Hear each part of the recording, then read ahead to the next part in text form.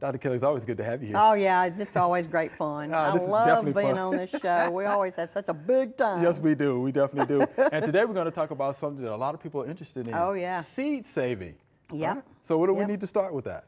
Well, this is the time of year you do it, the Okay. end of the All right. growing season when plants are getting mature and setting their seeds and things. And Okay. first thing you could say, well, why do I want to do this? Yeah. You know, why do we need to save seeds? Well, obviously, like you mentioned, save some money. Save money. You know, Right. because everything now is just so expensive, Yes, it is. and it's really easy to save seeds from our favorite plants. Okay. And then we can perpetuate our favorite plants. And you can save, like I said, you can save vegetable seed. You can save your annual seed from your flowers, your perennial seed. Some of them easier to save than others, Okay. and they come back quickly from seed. Trees. You know, I've germinated trees that I are think really that's easy. cool. You know, Okay. like buckeyes are Okay, easy okay, to germinate. okay. You know, didn't know and that. going Okay. around in the going around getting acorns in the fall. If you've got a white oak or a swamp Right. chestnut or a nut or something, you know, it may that's take a good. while, That's but you good. know they're easy to germinate as well. So how do you collect seeds? That's the You know, big question. When do Right. you do it? How well, and when? you know, seeds come in different structures on a plant. Okay. And you first need to make sure whatever that structure is, whether it's a capsule or the fruit or it's mature. It needs to be mature. A lot of seed will dry on the plant. Obviously, it's in a fleshy fruit. That's not the case. So the best time to collect most seeds is in a sunny, dry day when whatever's containing the seed is mature. Okay. Seed, So you can tell the difference whether it's immature or mature.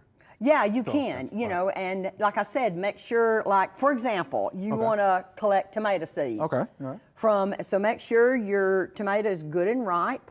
You know, it could even be half rotten. It doesn't matter. You know, so, you know, that's for fruit. Right.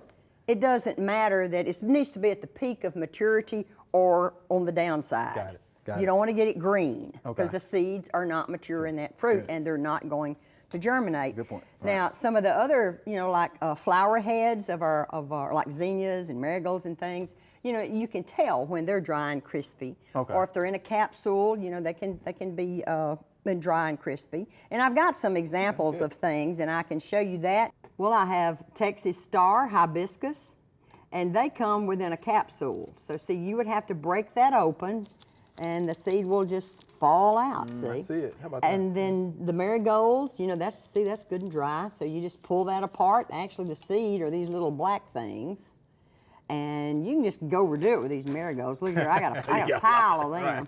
But and then I defrosted my deep freeze, Chris, the other day. I'm getting so much garden produce, I blew out the top of my deep freeze. So I dug it all out, and I found these strawberry popcorn cobs down in there with the seeds on them, and I'm thinking, you know, I'm going to try to germinate these. They've been in there probably 20 plus years in the bottom of a deep freeze, and I'm thinking, well, hey, I'm going to try it. What have I got to lose?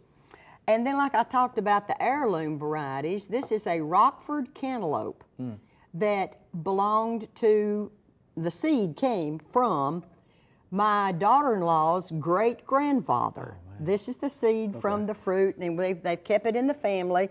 And this is one of the best tasting cantaloupes I have ever tasted.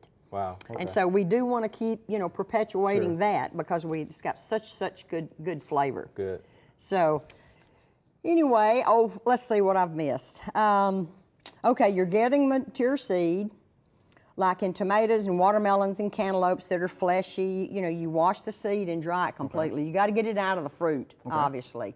And of course, with the cantaloupe, that's fairly easy to do. You know, you just pull it, scrape it out, watermelon seed. But see, you need to wash them good and get any kind of tissue that's still clinging to them as best you can off. And then I spread them usually on a, like wax paper, because if you put tomato seeds on a paper towel, you're not going to get them off.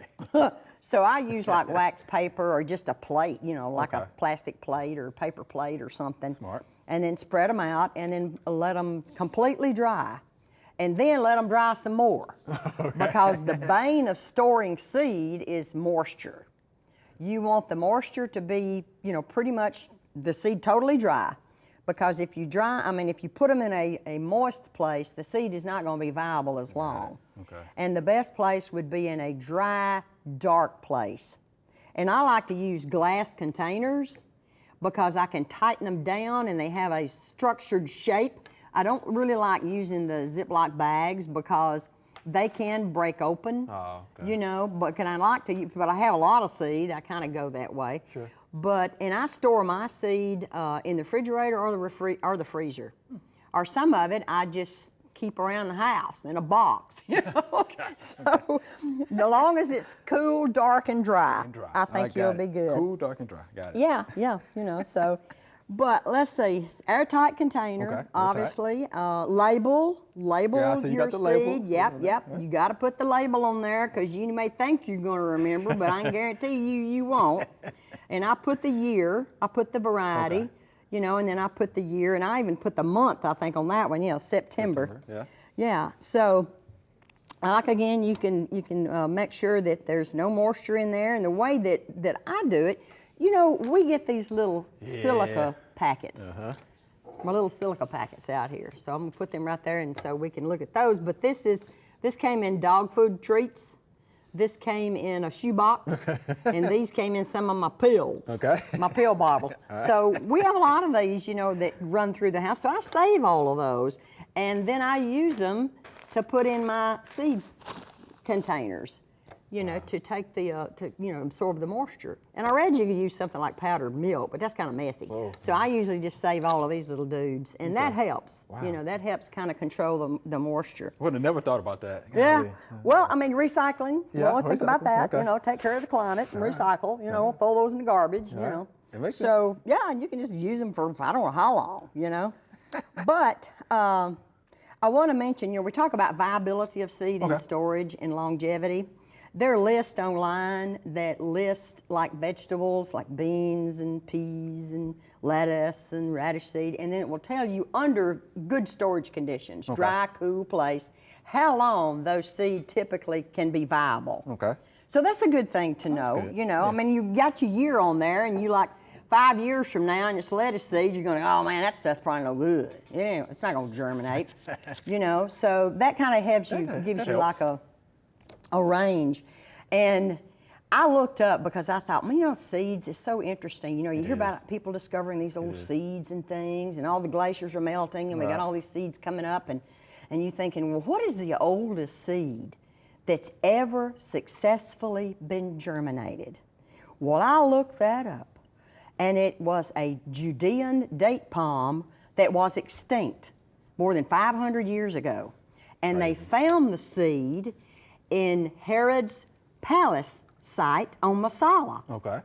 And they took those date palm seeds, and they, in 2005, they successfully germinated that old extinct date palm and brought it back. And it was 2,000, they carbon dated, it's 2,000 years old. Isn't that incredible? Yeah, and it wasn't in a cold place, it was just in a very dry, dark, cool place, you know, whatever. So it was just great. And then the next one that I read, there's all kind of lists, but verifiable.